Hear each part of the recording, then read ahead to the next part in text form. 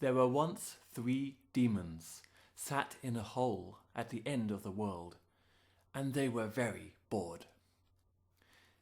Though they had deep, cruel eyes that could read the naked hearts and minds of any human or beast, and though they could run, jump, and fly around the world in the time it took a drop of their acidic saliva to hit the ground, and though they could devour any creature in the world, tearing the flesh off the bones, while the heart, the juiciest morsel of all, was still beating in the skeleton, yet they were utterly bored. "Anyone hungry?" said the white demon with slanting green eyes, licking the scabs on his thin, springy legs. "What's on the menu?" asked the fat yellow demon, whose head was one big mouth. "Anything on the earth." "Had that yesterday." "What about if we go and start a war between the humans?" "Do you really think they need our help with that?" the third demon said, a slithering blue creature that never stopped writhing around. And so they sat in their stinking hole, picking at themselves, fidgeting and slithering around, masters of the earth, and with nothing to do. "Wait, I've got it," the blue demon announced with a snicker. "We'll play a game."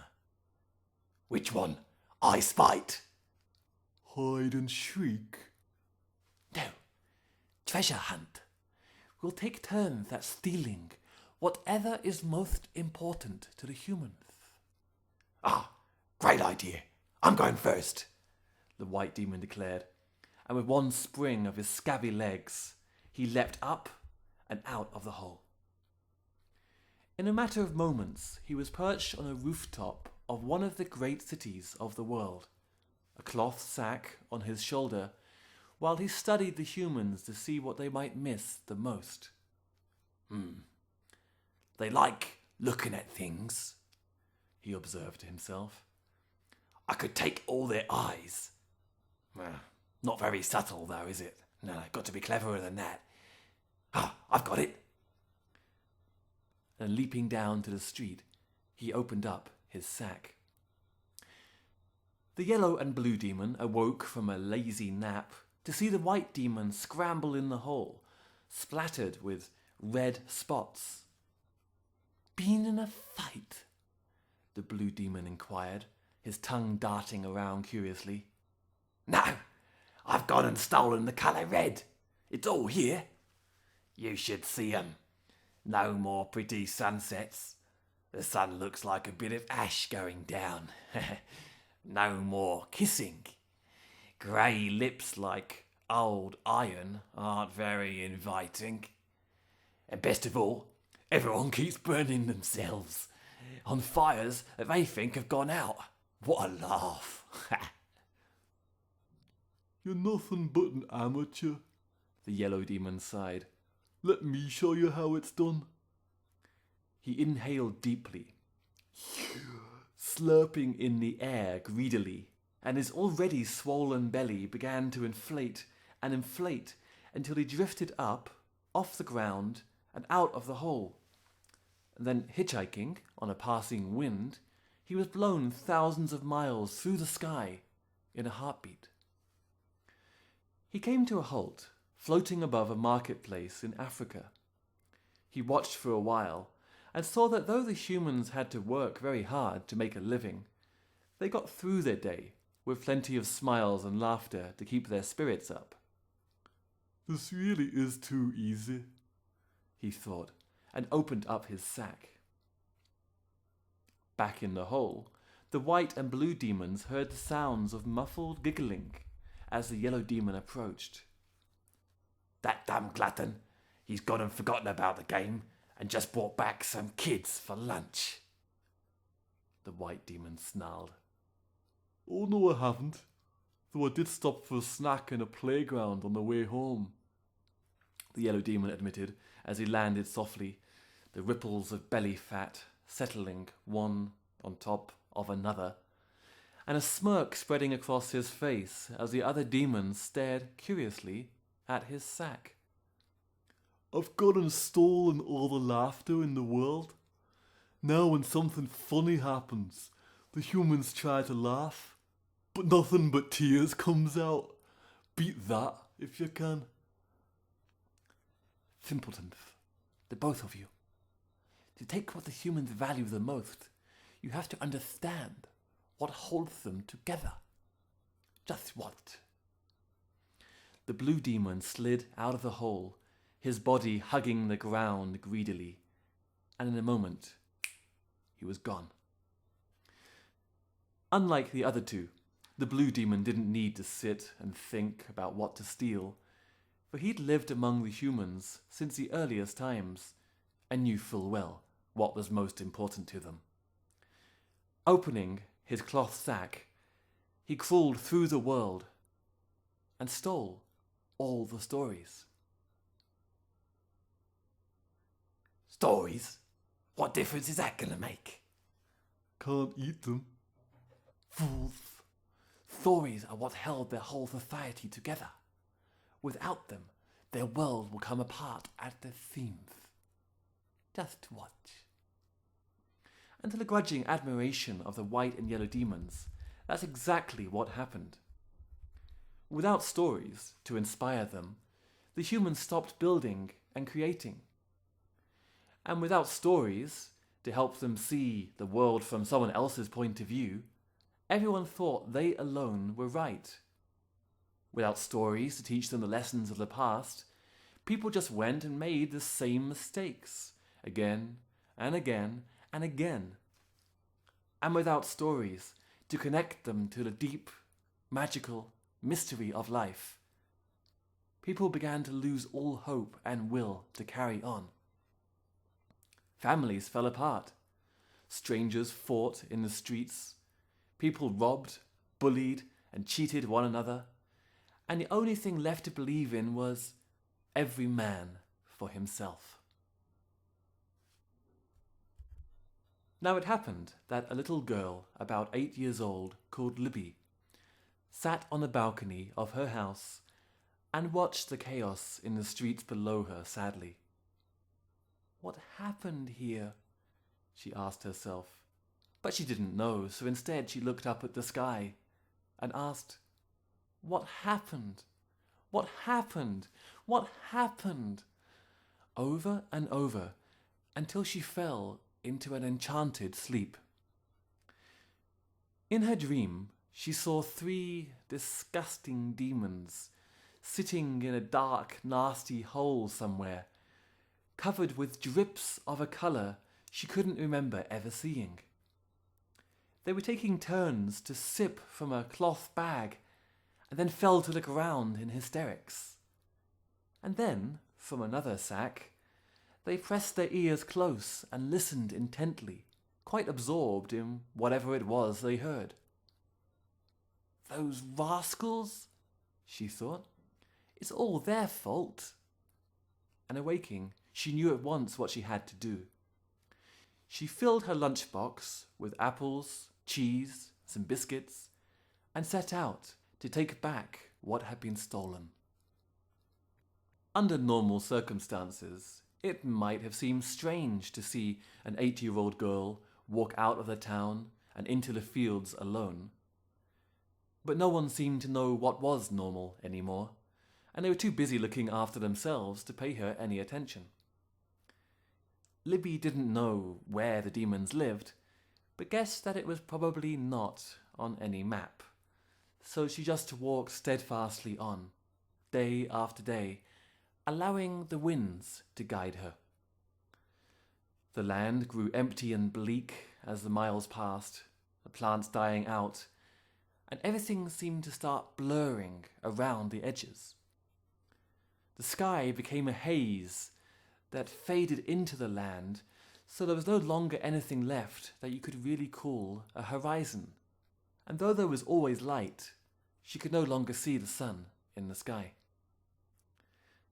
On the 7th day of her journey, She thought she saw a small creature dart across her path and disappear down a hole.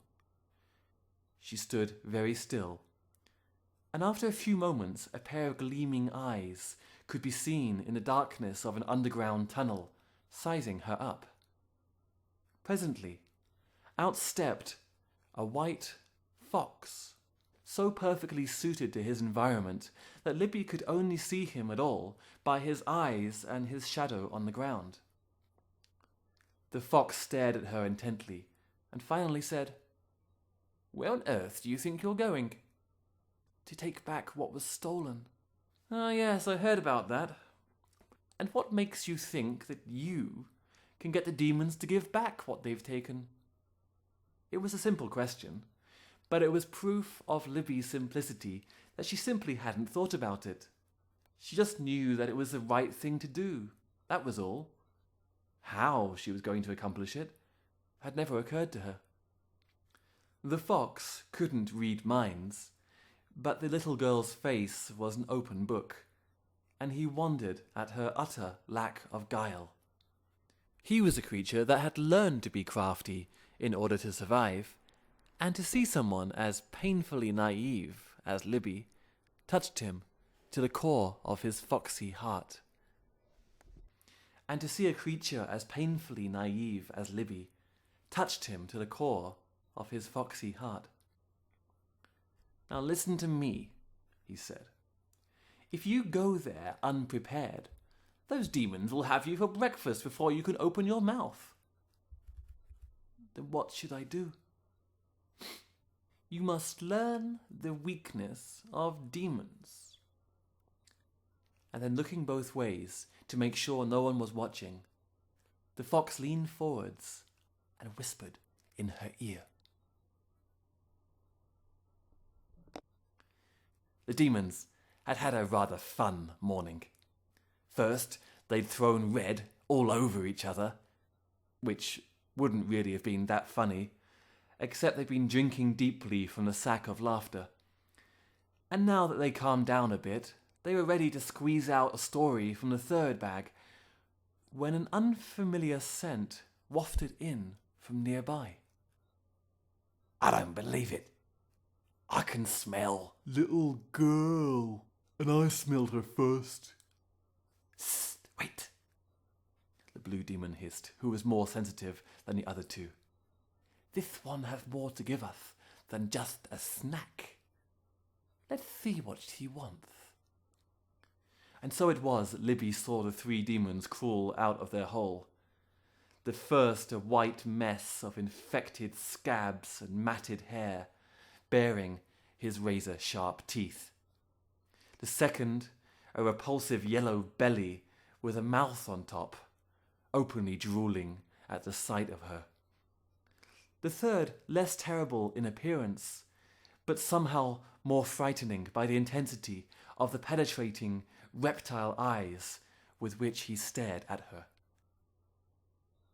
"Hello," she said, resolving to overcome her fear by being friendly. Hello? You don't say hello to certain terrible death. You don't say hello to a demon who's about to suck out your eyeballs. "Or squash you into chutney." Or drink your blood, sip by sip.